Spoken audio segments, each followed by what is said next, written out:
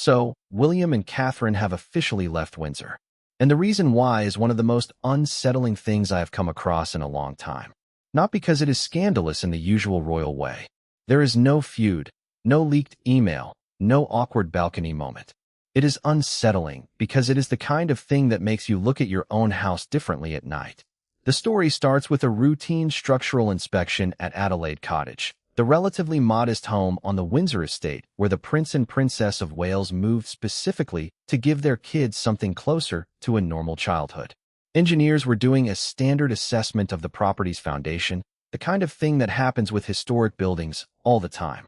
And what they found beneath the cottage changed everything in about 17 minutes. Beneath that quiet, charming house is a network of underground passages that predate the current structure by centuries, some of it dating back to the English Civil War. And these tunnels had somehow been completely forgotten, not just by the family, but by every official record, every security sweep, every survey that had been conducted on the property over decades. And that is where it gets strange, because it was not just the tunnels themselves that set off the alarm. It was what was inside them. Before I get into the details, if you are new here, we are Crown Watch, and we break down royal stories the way they actually happened, not the way headlines want you to think they happened. Hit subscribe so you do not miss updates as this situation develops. So, here is the timeline.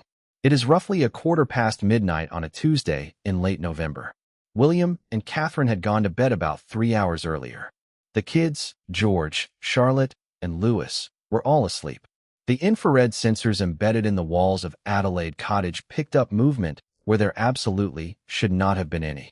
William woke up first, which fits with his military background. Years of training programmed him to respond to the slightest disruption, and the subtle change in air pressure as security personnel started moving through the lower corridors was enough to pull him out of sleep. Catherine woke up almost immediately after because mothers in these situations just do. Neither of them spoke. They have learned over years of living in the public eye that in moments of potential crisis, listening tells you more than asking questions ever will. The knock on their bedroom door was soft but insistent, the kind of knock that carries urgency without creating panic. William crossed the room in 4 strides and opened the door to find Marcus Headley, their head of personal protection, standing in the dim hallway with an expression that communicated everything before words were even necessary. Behind him, 3 additional officers held positions that made it clear this was not a drill, not a false alarm, not something anyone was going to dismiss with reassurances and a return to sleep. What Headley told them was that structural engineers conducting the inspection had discovered something that turned a quiet Tuesday evening assessment into an emergency evacuation protocol. Beneath the cottage, in spaces that had not been accessed or even mapped in living memory, there was evidence of recent and repeated human activity. And I do not mean someone wandered through here 50 years ago. I mean tools that showed no rust, footprints in dust that had not yet settled, empty water bottles with purchase dates from the previous month, a folding chair that was surprisingly clean, a thermal blanket, and most disturbing of all, photographs. Recent surveillance pictures of the Wales family going about their daily routines taken from angles that suggested the photographer had intimate knowledge of their schedules, their movements, their patterns. Someone had been underneath that house while the family slept above, and not just once. This was a sustained operation. Catherine was already moving toward the children's rooms before Headley finished his briefing. That is the detail that sticks with me. She did not wait for the full explanation. She did not ask for clarification. The moment she understood that her children's safety was in question, she was in motion. George, Charlotte, and Louis needed to be woken gently, dressed quickly, and moved to a secure location while investigators figured out the full scope of what was happening beneath their home. And Catherine, who has spent years cultivating this image of serene capability, had that composure cracked just enough in that hallway to reveal the fierce protectiveness that drives every decision she makes as a mother. William stood in the hallway watching her silhouette move from bed to bed, her voice a low murmur of reassurance as she explained to 3 confused children that they were going on an unexpected adventure in the middle of the night. George, at 11 years old, was already beginning to understand that royal life came with complications other families never face. Charlotte, sharp and observant at 9, asked the question that cut through every carefully constructed explanation. "Are we safe here, Mommy?" And Catherine's pause, even though it lasted only a fraction of a second, was long enough for William to see the weight of responsibility settle more firmly on her shoulders. The evacuation itself moved with the practiced efficiency of a security team that trains constantly for scenarios they hope will never materialize. Lewis, still foggy with sleep at 6, was carried by William down the staircase. Catherine guided the older children with a hand on each shoulder. Staff members had already packed essential items from lists that are updated quarterly and stored in secure locations throughout the property, which tells you something about the level of preparation that goes into protecting this family. 3 vehicles waited in the drive, engines running, routes already plotted and communicated to the broader security network. As they crossed the threshold into the November cold, Catherine turned for one last look at the home where they had built something precious. Adelaide Cottage had represented a deliberate choice. They had moved there specifically to give the kids gardens to explore, rooms that felt like theirs rather than exhibits in a museum. A version of childhood that prioritized space and freedom over the fortress-like security of Kensington Palace. Now it stood behind them in the darkness, its warm windows and familiar corners transformed into something uncertain. William's hand found hers. The motorcade pulled away at precisely 43 minutes past midnight, leaving behind a property that was already being transformed into a crime scene, an archaeological site, and a security nightmare that would require explanations to the king, the government, and eventually, in some carefully managed form, to the public. By dawn the next morning, white forensic tents had sprouted across the grounds of Adelaide Cottage, each one marking an entrance point to the underground network. Detective Chief Inspector Sarah Wright had been pulled from her bed at midnight, called in for her expertise in historical property crimes, and her security clearance that allowed her to work within the peculiar constraints of royal investigations. What she found beneath Windsor's carefully manicured lawns challenged everything anyone thought they understood about the security of Britain's most famous royal residence. The main tunnel system extended far beyond what initial surveys had suggested. Using ground-penetrating radar and thermal imaging, Wright's team traced passages that connected Adelaide Cottage not only to Windsor Castle itself, but to 4 other properties on the estate, including Frogmore Cottage and Royal Lodge. The implications are honestly staggering when you stop and think about it. For years, potentially decades, there had existed a network of access points that bypassed every modern security measure, every checkpoint, every carefully calibrated system designed to keep the royal family safe from threats that evolve with each passing decade. And nobody knew it was there. But the tunnels themselves, while concerning, were historical features that could be secured once their extent was fully mapped. What transformed this from an infrastructure problem into a genuine security crisis was the evidence of recent and repeated access.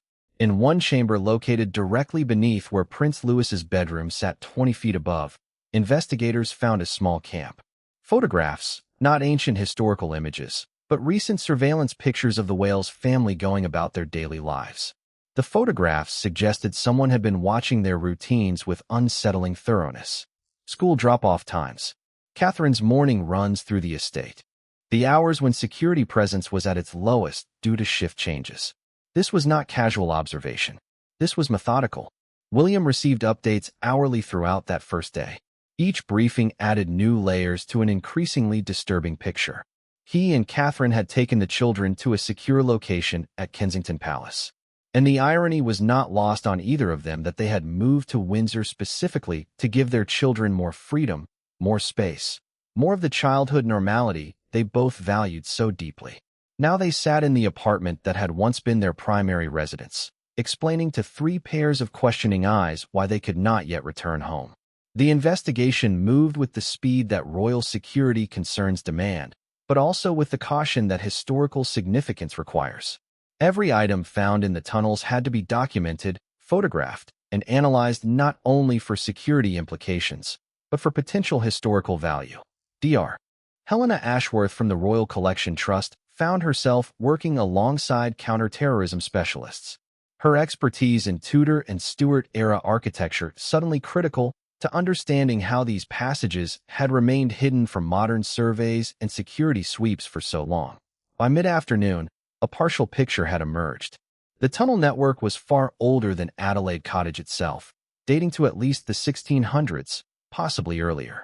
Some passages showed evidence of use during World War II, when Windsor Castle had been fortified against potential German invasion, and the young princesses Elizabeth and Margaret had sheltered there throughout the Blitz.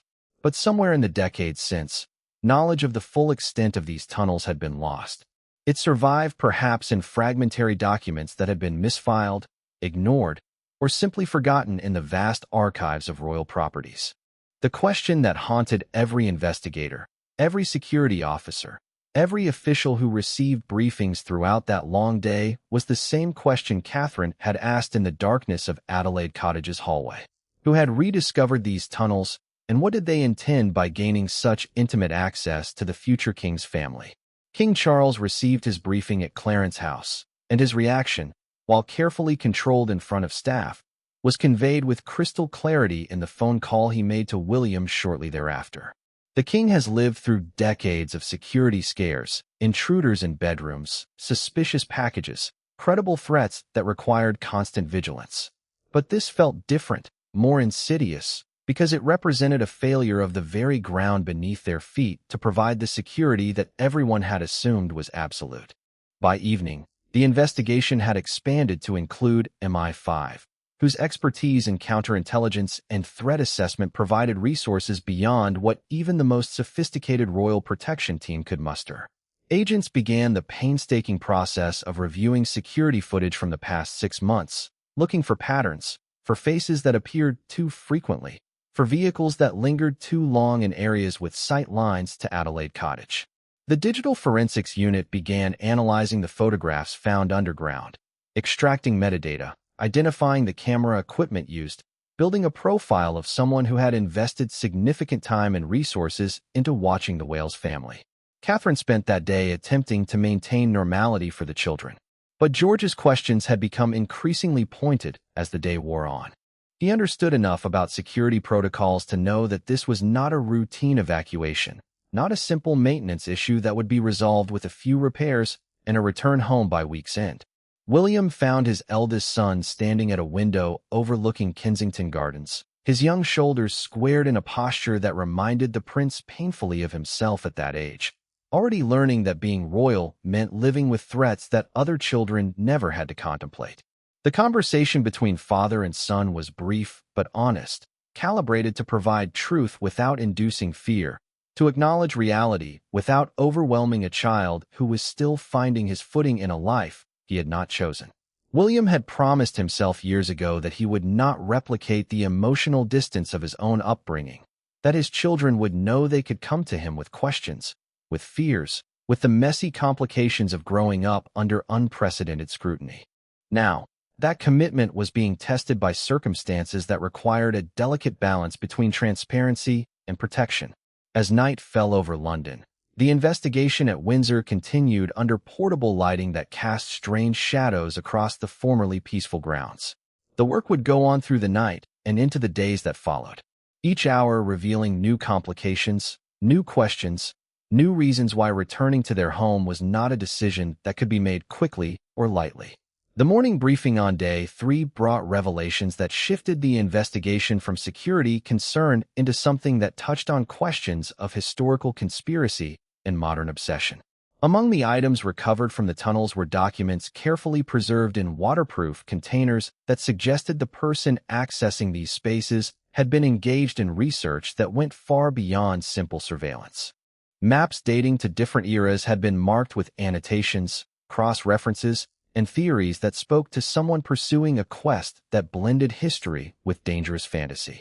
Professor James Harrington, a historian specializing in royal properties and their secret architecture, was brought in to examine the documents and provide context. What he found disturbed him in ways that academic study rarely achieves. The maps and notes suggested that someone had become obsessed with the idea of hidden treasures allegedly concealed by royals during times of political upheaval.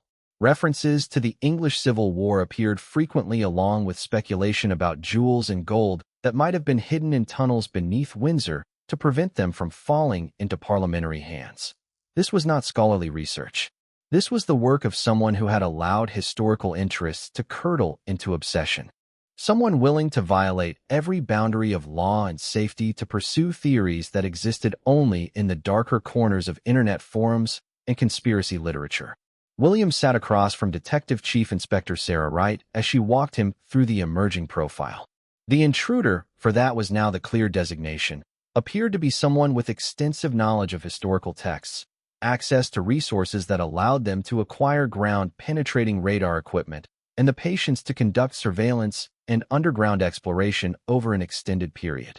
But perhaps most disturbing was the evidence suggesting this had been going on far longer than the recent months indicated by the dates on water bottles and equipment.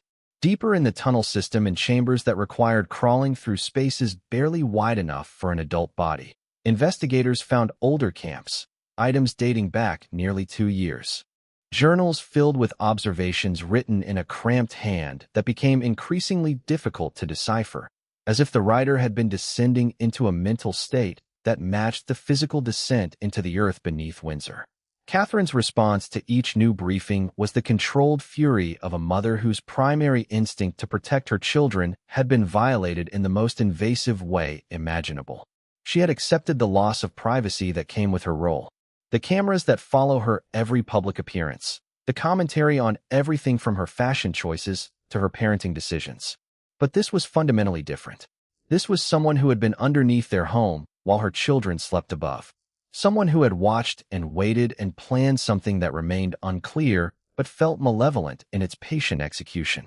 The decision about when or even if they could return to Adelaide Cottage now involved considerations that extended far beyond simply securing the tunnel entrances. Every room would need to be swept for surveillance equipment.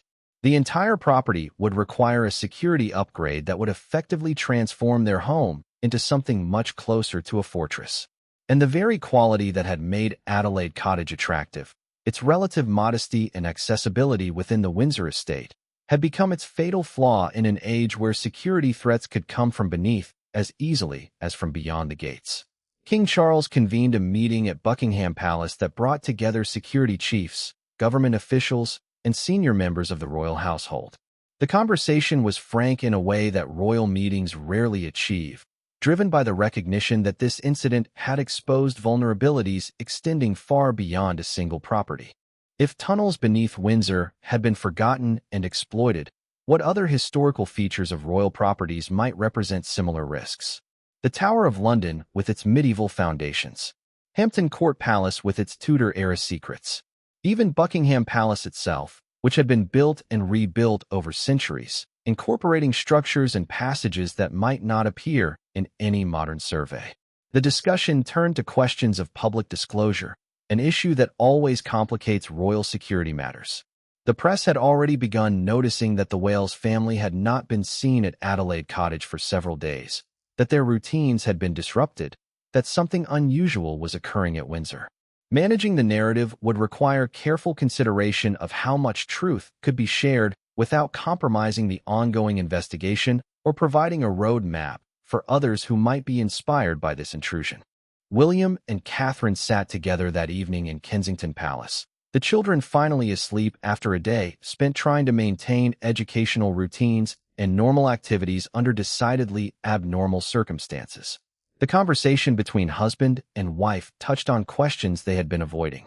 Considerations about whether their desire to give their children a more grounded upbringing had inadvertently exposed them to risks that tighter security at more traditional royal residences would have prevented. There was no blame in the discussion, only the shared recognition that every decision about how to raise their family came with trade-offs that sometimes revealed themselves in painful ways. The investigation had identified a suspect by this point, though the individual had not yet been located. Security footage analysis had revealed a pattern of a single man estimated to be in his late 40s who had been observed in areas near Adelaide Cottage with sufficient frequency to warrant deeper investigation. His vehicle had been tracked to a property 3 miles from Windsor, but when officers arrived to question him, they found a rented cottage abandoned in haste with evidence suggesting he had learned somehow that his underground access had been discovered and that he needed to disappear quickly. The manhunt that followed involved resources typically reserved for counter-terrorism operations. This individual had demonstrated knowledge of royal properties, access to surveillance equipment, and a willingness to spend years pursuing whatever goal had driven him into those tunnels. Whether that goal was theft, harm, or something else entirely remained unclear. But the uncertainty itself was threatening enough to demand the full attention of law enforcement and intelligence agencies. The breakthrough in identifying him came not from forensic evidence or surveillance footage, but from a source that highlighted how thoroughly the internet has transformed the landscape of royal obsession. A moderator of an online forum dedicated to royal history flagged a series of posts that had been growing increasingly concerning over the past 18 months. The user posting under the pseudonym Windsor Truth Seeker had been sharing detailed theories about hidden treasures beneath royal properties, complete with maps that bore striking similarities to the annotated documents found in the tunnels beneath Adelaide Cottage. Dr. Miranda Foster, a psychologist specializing in obsessive behaviors and parasocial relationships with public figures, was brought in to analyze the digital footprint. What she found painted a picture of someone whose interest in royal history had metastasized into something far more troubling. The post showed a progression from academic curiosity to conspiracy thinking to personal grievance, with the writer eventually expressing belief that he had been chosen to uncover truths that the royal family was deliberately hiding from the British public. The language suggested someone who had constructed an entire narrative in which he was the protagonist of a historical drama justified in his intrusions because he was serving a higher purpose. The real identity emerged through painstaking digital investigation. Malcolm Hendricks, 47 years old, formerly a museum curator at a minor historical society in Kent, dismissed 3 years earlier for behavior that colleagues had described as increasingly erratic and obsessive. After his termination, Hendricks had apparently devoted himself full-time to researching royal properties, using his still considerable expertise in historical architecture and his knowledge of archival research to pursue theories that existed nowhere except in his increasingly isolated mind. What made Hendricks particularly dangerous was the combination of genuine expertise with deteriorating judgment. He knew how to read historical documents. He knew how to interpret architectural plans. He knew how to conduct research in archives without drawing attention. But somewhere in his isolated pursuit, he had crossed from scholarship into delusion, convincing himself that the Wales family was somehow blocking his access to historical discoveries that would make his reputation and prove that his dismissal from the museum had been unjust persecution. The journals found in the deepest parts of the tunnel system, when finally transcribed and analyzed, revealed the mind that had been spending increasing amounts of time underground, sometimes for stretches of 8 or 10 hours. Hendricks had written about feeling more comfortable in the tunnels than in the surface world, about how the darkness and silence allowed him to think clearly about how close he felt to the history he was uncovering. The entries about the Wales family began as simple observations, but evolved into something more personal. With Hendricks apparently constructing parasocial relationships with family members he had only ever observed from a distance or through the lens of his camera. William received the psychological assessment with a grim recognition that this was a threat that could not be resolved simply by improving physical security. Hendricks remained at large, his current location unknown despite a nationwide alert to law enforcement agencies. The profile suggested that he would likely not abandon his obsession simply because his access to the tunnels had been discovered. Someone who had invested years in pursuit of his theories, who had violated every boundary of law and privacy, who had constructed an entire identity around his underground explorations. That person was not going to simply walk away and return to normal life. Catherine found herself dealing with questions from George that she struggled to answer honestly, while still maintaining his sense of security. Her eldest son had overheard enough fragments of adult conversations to understand that someone had been watching their family, that this person had been underneath their home, that he remained unaccounted for. The conversation she eventually had with George was one of the most difficult of her years as a mother, balancing the need to acknowledge real danger with the equally important need to prevent fear from dominating his childhood. The security upgrades at Adelaide Cottage proceeded with efficiency that transformed the property week by week. The tunnel entrances were not simply sealed, but retrofitted with sensors that would detect any attempted access. The grounds received additional surveillance cameras, facial recognition systems, and monitoring equipment that would make future intrusions significantly more difficult. But each improvement, necessary as it was, represented another step away from the relative normality that had made Adelaide Cottage appealing in the first place. Meanwhile, the investigation expanded to examine whether Hendricks had been working alone or was part of a broader network of royal obsessives who shared information and perhaps even coordinated activities. The online forums where he had been active revealed a subculture that most people never encounter. A digital underground where conspiracy theories about the royal family flourish and where individuals encourage each other toward increasingly boundary-violating behavior in pursuit of truth that exists only in their shared delusions. The psychological toll on the Wales family manifested in ways both obvious and subtle. Lewis had nightmares about monsters in the ground, his 6-year-old mind processing the disruption through fears that required patient reassurance night after night. Charlotte became hyper-vigilant about locked doors and closed windows, checking and rechecking security measures with a thoroughness that broke Catherine's heart. George withdrew into quiet observation, watching his parents' faces for signs of worry that they tried unsuccessfully to hide. By the third week, a grim reality had settled over the family's situation. Even if Hendricks were apprehended, even if the tunnels were completely secured, even if every possible security measure were implemented, Adelaide Cottage had been transformed in their minds from a home into a place where someone had violated their most basic sense of safety. The cottage itself had done nothing wrong.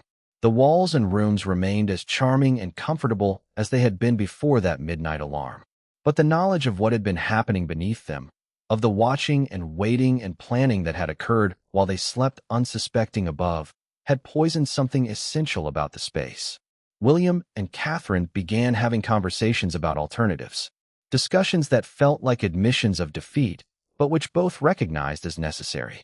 Perhaps a different property on the Windsor estate, one without the historical baggage of forgotten tunnels and someone else's obsessive violation.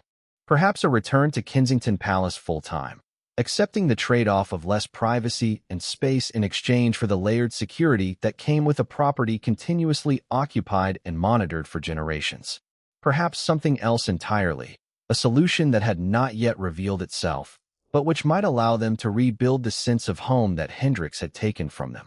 The decision, when it finally came, was presented not as a defeat, but as a strategic choice based on comprehensive security assessments. But both William and Catherine understood the truth beneath the official language. They were being forced to leave their home, not by direct threat or immediate danger, but by the poisonous knowledge that their sanctuary had been compromised in ways that could not be completely undone. The morning they officially departed Adelaide Cottage arrived with the kind of gray November rain that seems designed to match somber moods. The announcement would be made to the press later that day, carefully worded to provide enough truth to satisfy curiosity while withholding details that might compromise ongoing security investigations or inspire others with similar obsessions. The Wales family was relocating their primary residence to allow for comprehensive infrastructure and security upgrades at Adelaide Cottage, a process expected to take several months at minimum, possibly longer depending on the scope of work required. The children had been prepared over the preceding days through age-appropriate conversations that balanced honesty with reassurance. George understood the most, asking questions about the investigation that revealed his emerging grasp of the complicated reality of their lives. Charlotte had made peace with the move more quickly, her resilience and adaptability already showing the strength of character that would serve her well in years to come. Lewis, still young enough to accept change with relative ease if his parents remained steady presences, was already asking about which toys would come to their new home and whether there would be gardens to explore. Catherine walked through Adelaide Cottage one final time alone, except for the ever-present security detail that maintained respectful distance. Each room held memories accumulated over the years they had lived there. The kitchen where she had attempted elaborate birthday cakes and simpler weeknight dinners, finding joy in the domestic routines that connected her to mothers everywhere. The sitting room where family movie nights had become cherished traditions. The bedrooms where her children had grown from babies to young people with distinct personalities and emerging independence. The violation that had forced their departure had not erased those memories, but it had tainted them with knowledge she could not unknow. William spent his final walkthrough cataloging not just emotional attachment, but also practical reality. The security upgrades that would be implemented were comprehensive and necessary, but they would also fundamentally change the character of the property. Adelaide Cottage would become more secure, but it would also become more like every other royal residence, wrapped in layers of technology and protocol that created safety at the cost of the casual comfort they had treasured. Whether they would ever truly want to return, even after months of reconstruction and security enhancement, remained an open question that neither he nor Catherine had fully confronted. The move itself was conducted with military precision, staff and security coordinating to transport the family's belongings to their new accommodation with minimal disruption to the children's routines. They were returning to Kensington Palace, at least temporarily, while longer-term decisions about their living arrangements could be made with careful consideration rather than emergency haste. The apartment there was familiar, having served as their London base throughout their years at Adelaide Cottage. But it would now need to function as their primary home, a shift that required both practical adjustments and emotional recalibration. King Charles visited them on their third evening back at Kensington, a private dinner that allowed for conversations about family and security, and the burden of trying to maintain any sense of normality while living under the constant weight of public attention and potential threat. The king spoke from experience, having navigated decades of security concerns and adjusted his own life repeatedly to accommodate the reality that being royal meant accepting restrictions that most people would find intolerable. But he also acknowledged that each generation faced its own specific challenges and that what William and Catherine were dealing with represented a modern evolution of old threats. The investigation into Malcolm Hendricks continued with intensity, but frustratingly limited progress. Despite the nationwide alert and public appeals for information, he seemed to have vanished with the thoroughness of someone who had been planning for the possibility of discovery. His rented cottage had been forensically examined, revealing evidence of extensive research into royal properties beyond Windsor, including detailed maps of Sandringham and Balmoral that suggested he had been contemplating expanding his underground explorations to other royal estates. The psychological assessment had been updated to reflect growing concern that Hendricks's isolation and obsession might lead him to escalate beyond surveillance into more direct and dangerous action. The impact on the children revealed itself gradually over the weeks that followed their departure. George became more serious, asking questions about security protocols with an intensity that suggested he was beginning to understand that his future would involve constant vigilance and restricted freedom. Charlotte experienced anxiety that manifested in reluctance to sleep alone, requiring Catherine's presence until she drifted off each night. Louis seemed to adjust most easily, his young mind able to accept the new normal without dwelling on the reasons behind it. Though he occasionally asked when they would go back to our real house, a question that neither parent could answer with certainty.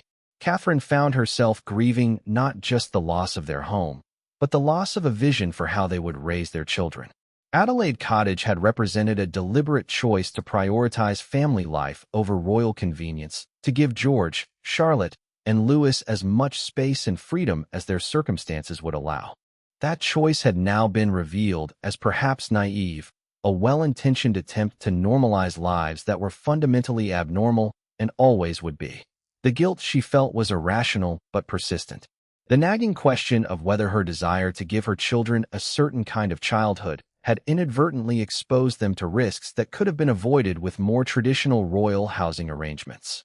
William struggled with his own version of the same guilt, compounded by the recognition that his position as future king made his family perpetual targets for obsession, grievance, and threats both credible and fantastic.